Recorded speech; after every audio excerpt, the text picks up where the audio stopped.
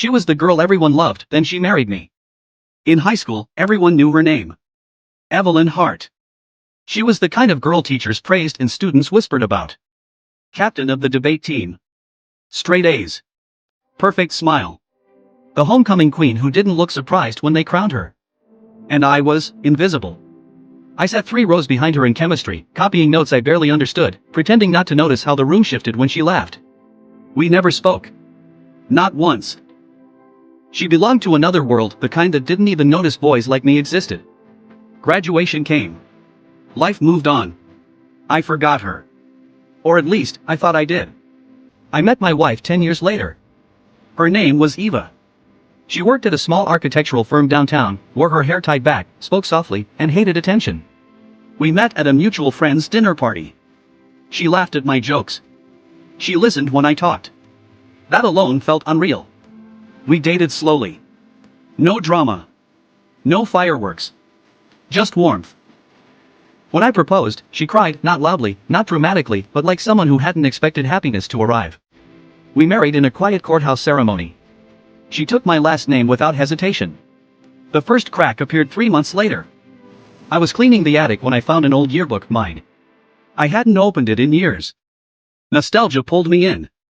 That's when I saw her. Evelyn Hart. Same eyes. Same smile. My hands went cold. That night, I showed the photo to my wife. She stared at it for a long time. Then she said, very calmly, "That's not me." I laughed awkwardly. "You look exactly like her." "There are a lot of girls who look alike," she said. Too quickly. I didn't push. I should have. Things started to feel wrong. She avoided my hometown. She refused to attend reunions. She never talked about her teenage years. One night, I woke to hear her crying quietly in the bathroom. "I didn't plan this," she whispered to herself. "I didn't think he'd remember." The truth came out accidentally. A former classmate messaged me online. "Crazy coincidence. I saw your wedding photo. You married Evelyn Hart?" I stared at the screen. I showed the message to my wife. She closed her eyes. And finally said, "Yes. I'm Evelyn." I waited for an explanation. What I didn't expect was the next sentence. "I married you on purpose." She told me everything. In high school, she knew me. Not the way I knew her, but deeply. I had helped her once. Quietly. Anonymously. Her senior year, a teacher had tried to ruin her future. Accusations. Threats. Pressure to stay silent. I had overheard something I wasn't meant to hear and reported it. The case disappeared. So did the teacher. No one ever knew why. Except her. "I looked for you after graduation," she said. "But you moved away. Changed schools. Changed everything." She swallowed. "You saved my life. And you never even looked back." I didn't remember. That was the final twist. I had done the most important thing of my life and forgotten it completely. "I didn't marry you because you were safe," she said. "I married you because you were kind when no one was watching." I didn't know how to feel. Loved. Used. Honored. Terrified. All at once. Weeks passed. I wondered if our marriage was built on truth or obligation. One night, I asked her the only question that mattered. "If I hadn't helped you back then, would you still love me?" She didn't answer immediately. Then she said, "I fell in love with who you were before you knew who I was." That was enough. We stayed married. Not because of the past.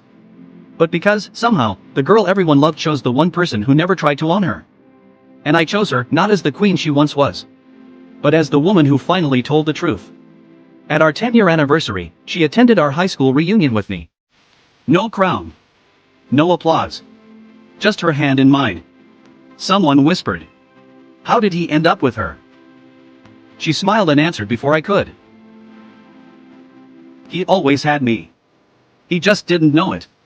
After the queen took off her crown. The reunion should have been the end of it. Closure. Nostalgia. A clean line drawn between who we were and who we had become.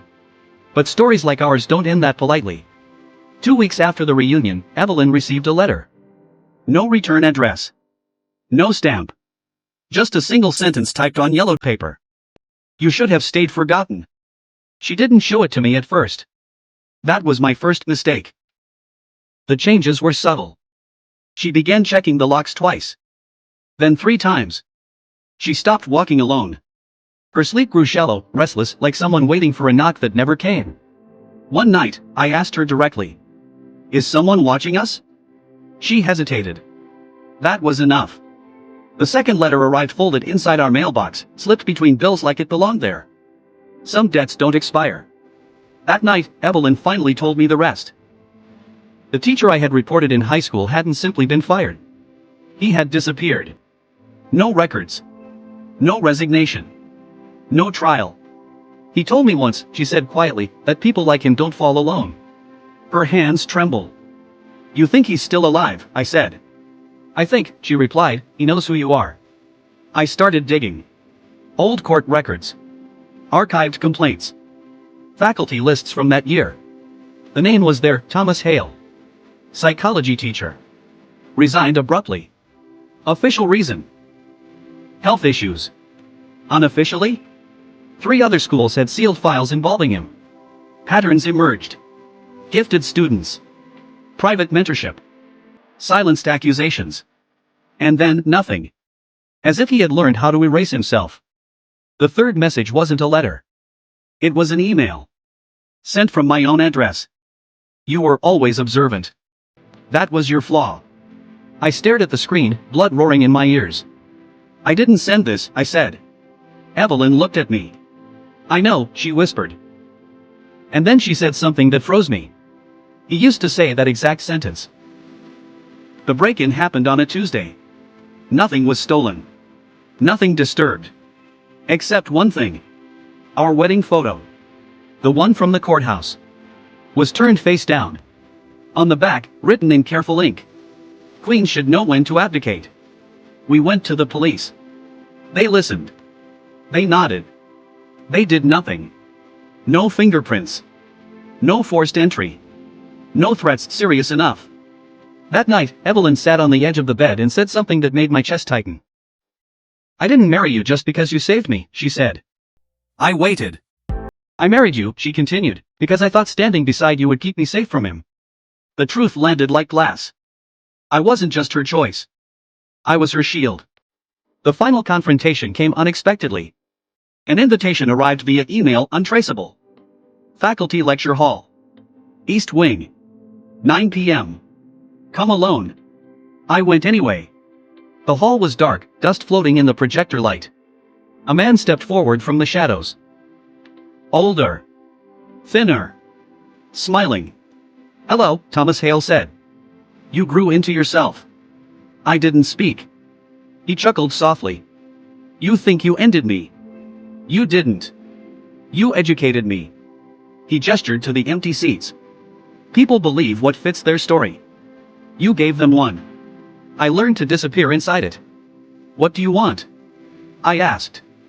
His eyes sharpened. To finish the lesson. That's when Evelyn stepped out behind him. Alive. Calm. Unafraid. My heart stopped. Don't, I said.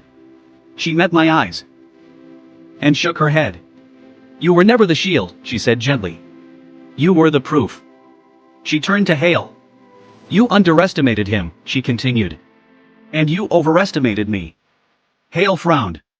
That was when the lights came on. Police. Federal agents. Cameras. The room exploded into motion. Hale tried to run. He didn't make it 3 steps. Later, I learned the truth. Evelyn had been planning this for years. Not revenge. Exposure. She had documented everything. Recorded calls. Tracked aliases. Built a case that